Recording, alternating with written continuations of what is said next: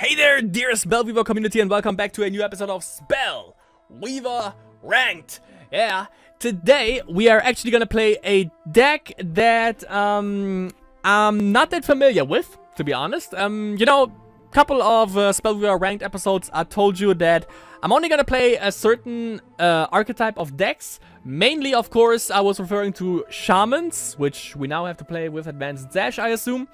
Blue Soldiers, and Mono C. Mono C, however, got a little bit of a change thanks to the 80,000 new corruption heroes that they introduced with the last update. So the decks that I would play the most now, that haven't changed much, meta-wise at least, that are still going pretty strong, is obviously Blue Soldiers and Shamans with Advanced Zash. Even though, with the new addition of the new corruption heroes and with the new... Elves got kind of strong, which kind of surprises me. I've watched the last Masters, and I also asked Dual, in the stream I asked Dual, like, what's with the sudden surge of fucking elves all of a sudden? Because there were no new cards added to elves. Now, all of a sudden, however, they just appeared and they actually wrecked shop in a couple of games, which I still deny to this very day that elves are strong. They are fucking garbage, at least when I play them. Apparently that's not the same for everyone, however. But aside from that, why am I telling you this? Obviously, there's not a big reason other than that today's deck is actually a nature and order based deck. So yeah, the Giant never learns. The Giant is still gonna play the number one aspect that he so hates so much, but it is a deck that is brought to you by good old Dobby, Spellweaver's very own mascot. And of course, if it's a game by Dobby, what rhymes with Dobby? Broccoli. Exactly. And both keep you healthy. Gonna work on that the next time. However, broccoli. What is broccoli? I'm gonna show you that, obviously. This deck requires you to play Keanu Reeves, Edge of the Spear, Weapon Mastery. Got changed a couple patches ago. For the better, I would say. Play a creature with level 2 or less from your hand under Keanu Reeves at the start of your next turn. Put that card onto the field with a Might Emblem. So, basically, you have to pay 0 mana. You only have to pay the mana cost for the creature that you put it under. Works with every creature, obviously. You only need to have 2 aspects and, of course, the required levels to play this creature. It comes with a Might Emblem. However, the downside of that, and the downside, or the problem with this, that I always had with this ability, even though it makes sense, it's just like Prinha. You know, when you put Prinha under an enemy creature, it kills that creature, but you have to wait 1 additional turn until you can actually attack with it. And that's the same with this one. You play it on your turn. It's the enemy hero's turn, then it's your turn, and it does have the Might Emblem, you still can't attack with it, unless, of course, it's Swift. Which is a little bit of downside, which, makes the whole, or every deck that you play with Keanu Reeves a little bit slow. But the Might Emblem is actually really helpful for Broccoli. One of the main cornerstones we get to in a little bit, but this one is all about Might Emblems. And what gives Might Emblems, Keanu Reeves does as well. Why the fuck is he so prominent right now? Get out of here. What the? Okay, that's a nice bug. Just a second, I'm gonna restart the client. What the hell is going on? Well, that is an annoying bug. Every time I try to get on any of the cards right here to enlarge them for you, it just displays the hero, and it does this for every single deck. And for the one deck, by the way, I just I just tried it out. For this deck, which I don't have a hero for, which I just picked around a little bit, just crashes the game.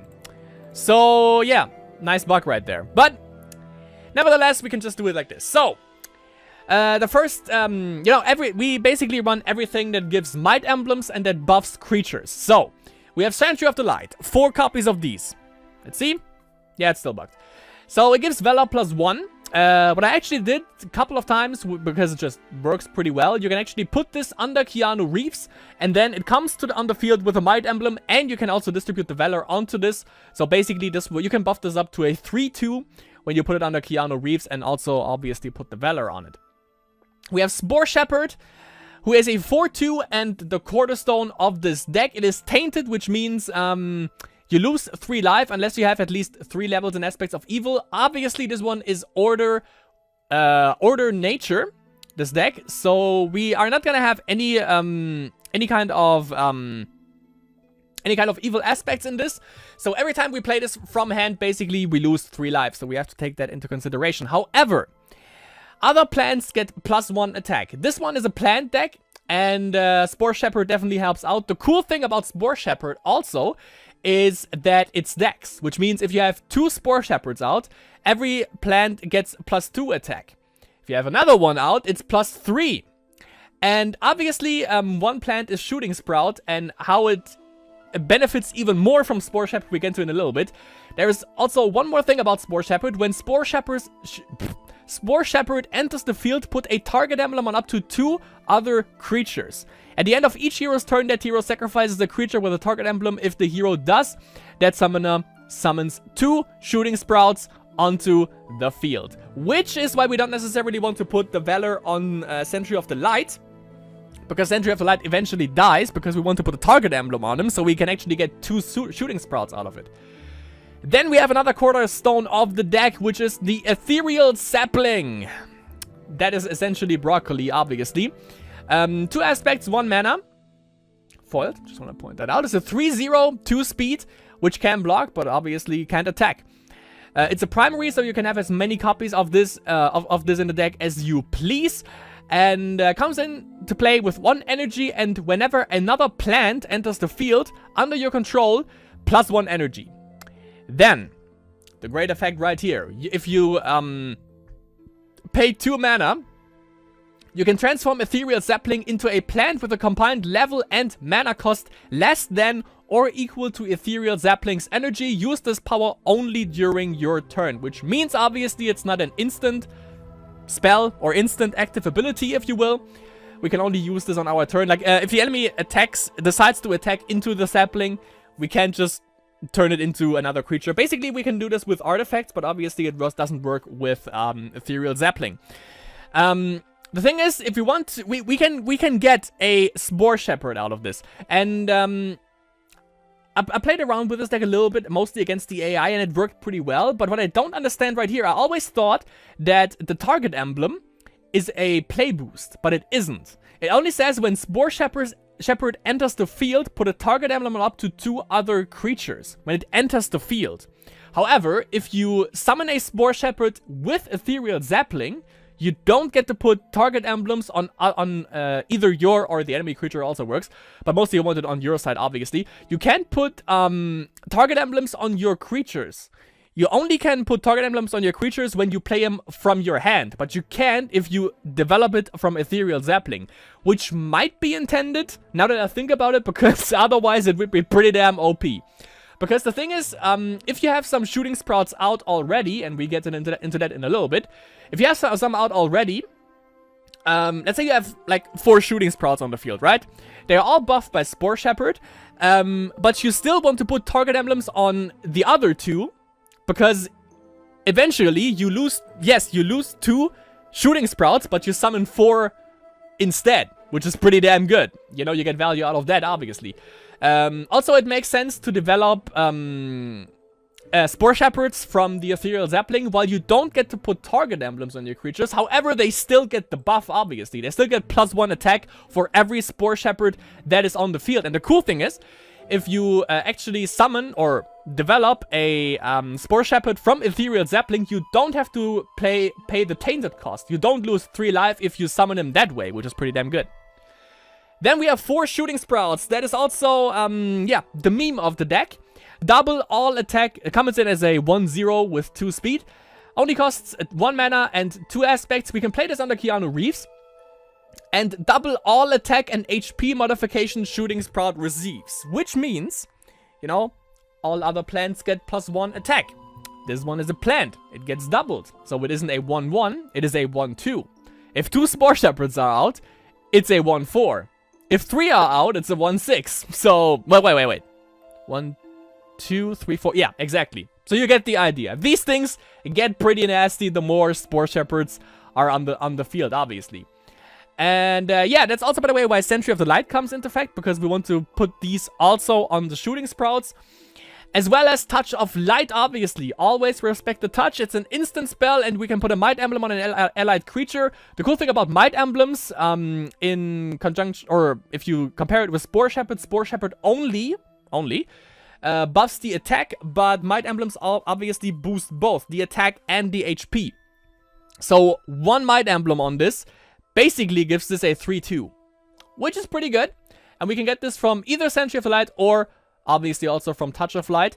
Then we have Ambush Strike. An allied creature gets +2/+2 until end of turn, which translates to +4/+4 for a shooting sprout, which translates to a 5/4. 5/4? 5/4, yeah. To a 5/4 shooting sprout. For 1 mana. Instant spell, by the way. We have Tornado Outbreak. Return a creature to its owner's hand. The problem is that the removal that nature has is pretty damn shitty. So we have to make do with what we have, basically. Tidal Wave is pretty good, actually. Move an enemy creature from the front line to the support line or vice versa and draw a card. Vegetation Blockade is one of our means to summon shooting sprouts on the field. When Vegetation Blockade enters the field, by the way, we can also, it comes with 1 energy. And you know, it needs a combined energy of, it needs a combined, what was it? Summon a plant with a combined level and mana cost less than or equal to Ethereal Zepling's energy. So basically, if we want to summon a shooting sprout, we need 4 energy on this.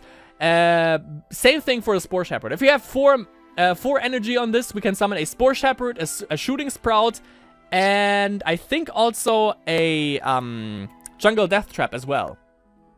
And I think Tren is also a plant. Let me actually check out what we can summon. Mostly we want to use it for shooting sprouts and Spore Shepherds. However, we can also get, I don't think we can get Zaplings, however, but we can get an Ancient Trend. We need 5 energy for this.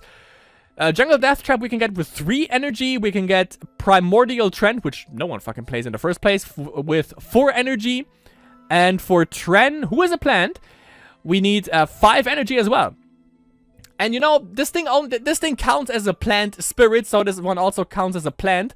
And, you know, we have shooting sprouts, plants as a whole, also, I think Spore Shepherd is also a plant, so we get to that pretty fast. And how do we get to this faster? Obviously with Vegetation Blockade. When Vegetation Blockade enters the field, summon 2 shooting sprouts onto the field, so that's +2 energy for you for basically 2 mana, 2 aspects. Plants you control can block any creature regardless of speed, which is pretty damn good, obviously, because, you know, 2 speed blocks pretty much everything in the game. But if we have some pesky Prinha beats coming in or something, we can quickly intervene with Vegetation Blockade, which is pretty damn good. At the start of your turn, destroy Vegetation Blockade. However, the cool thing, obviously, unless if it wouldn't, then it would be pretty shitty in the first place. We get to keep the shooting sprouts that we summon. And if we have 2 Ethereal Zaplings out, you know, 1 Zapling plus 1 Zapling gives 2 energy for 1 Zapling. And then get Vegetation Blockade out, that's 2 Zaplings. We have 4 energy on the Ethereal Zapling, which basically translates to a Spore Shepherd right off the bat, which is cool for 2 additional mana, obviously. Then we have Symbol of Growth, which is another means for us to summon shooting sprouts. However, this one is also the thing that probably is gonna net us some wins with this deck.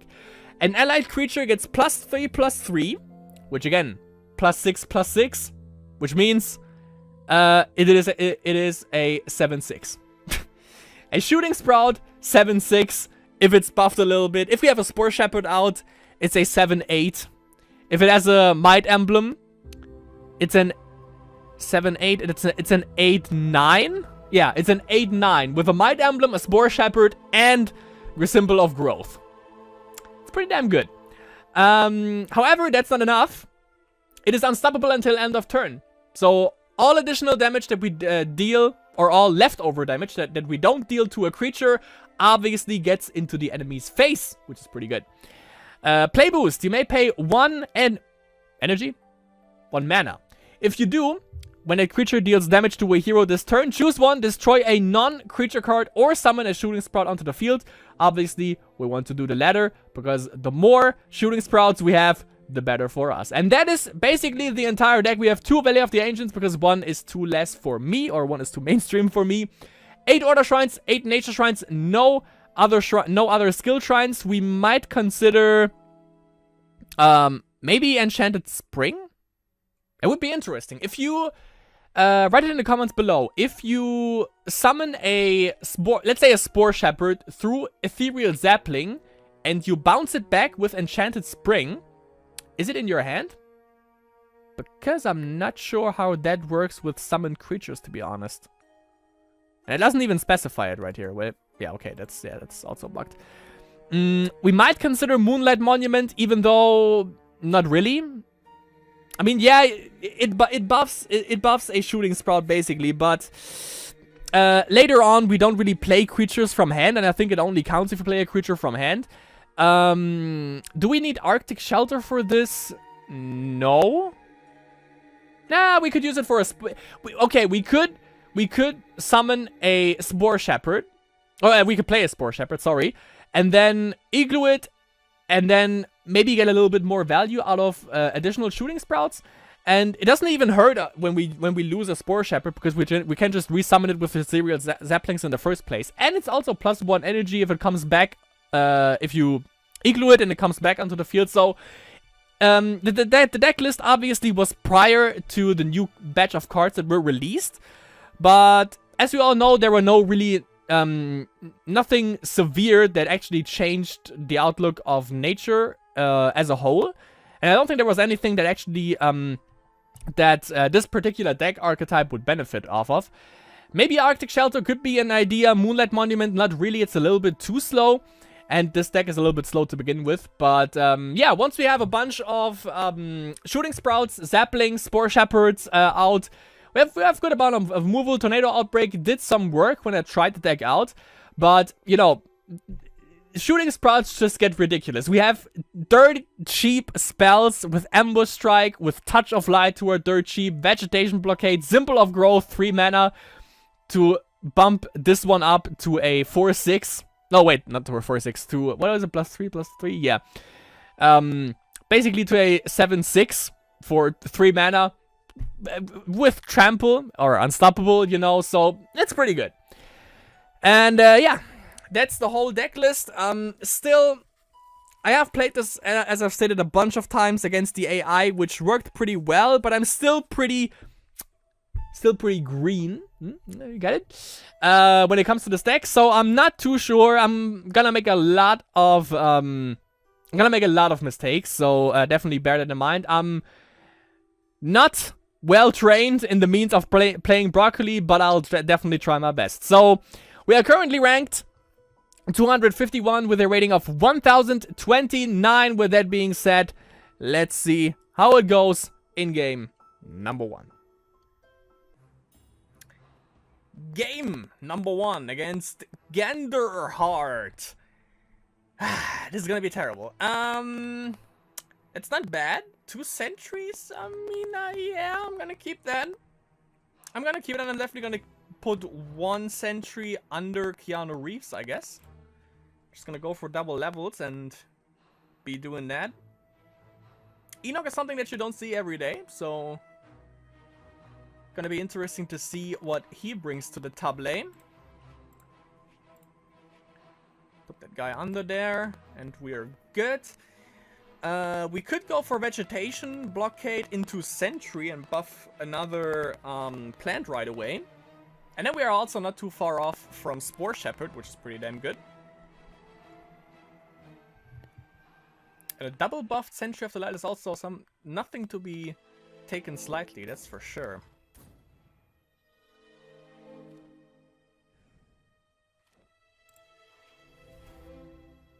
Which means this is safe, by the way. Okay. I don't think I have to use Tidal Wave here.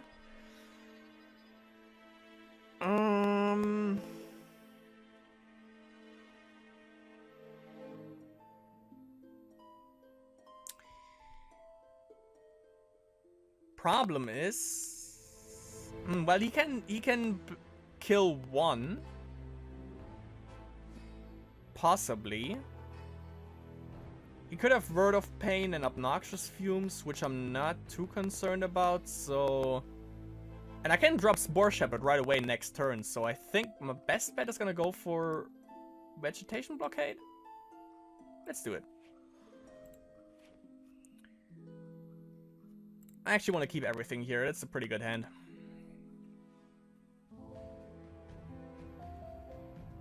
So I can block anything also with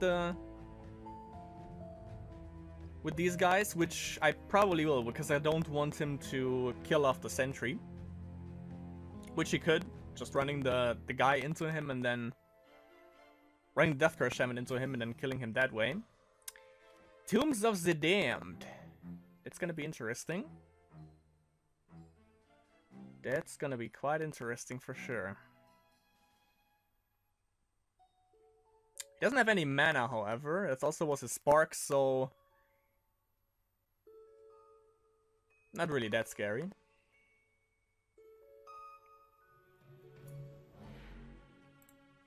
Alright. Fucking saw that shit coming. Alright then. Obviously I'm gonna go mana.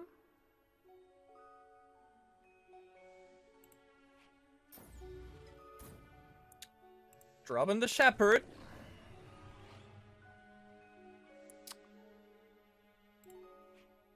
Sure.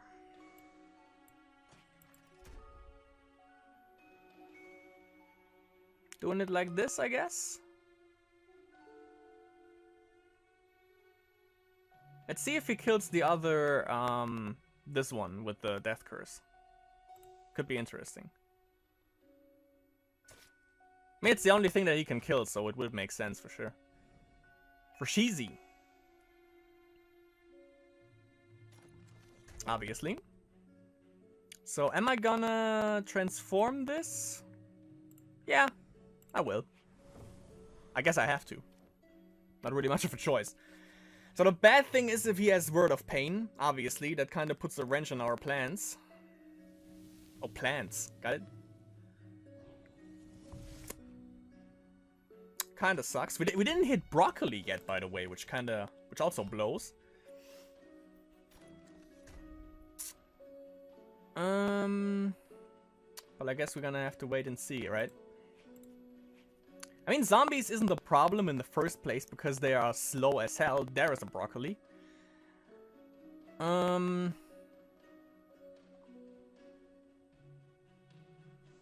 see, put that down. Put that down. For sure.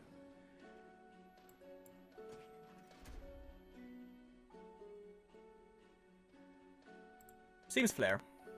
We also get a plant out of that.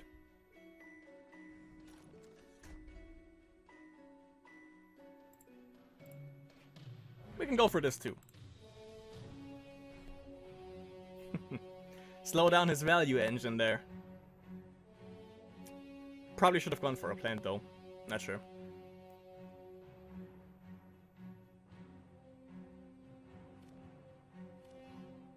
That sucks a little bit.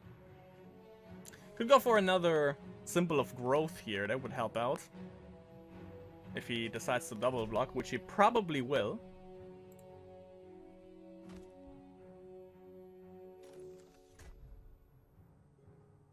Another Touch of Light, eh? Game! Honestly. I guess we can go for card draw, though. Alright.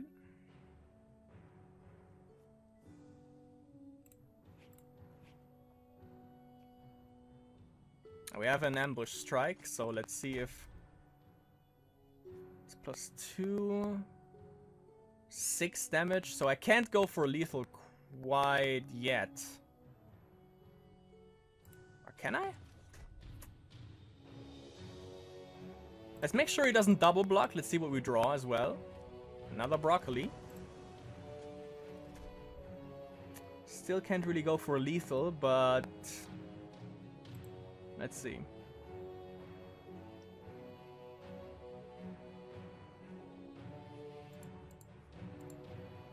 Let it go through. It's 1 speed, it's less of a threat. That way.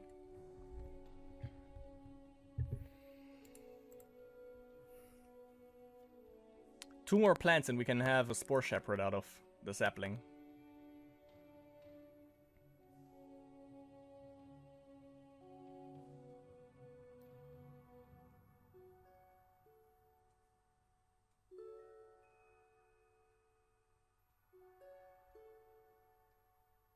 He's down to 3 cards as well, which is pretty good. Mesmerizing would hit us a little bit here.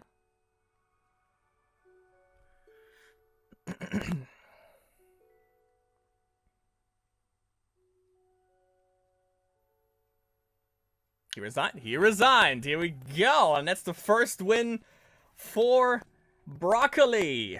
1-0. Rating change of plus 29. Goddamn, dude. With a new rating of 1058. Let's claim those rewards and enjoy it as long as we can, because it's probably the last win that we're gonna get with this, because I'm not experienced at all with this deck. So yeah, right now we are ranked 214. Pretty good start. Hopefully we can keep this up, even though I wouldn't count on it in game number 2.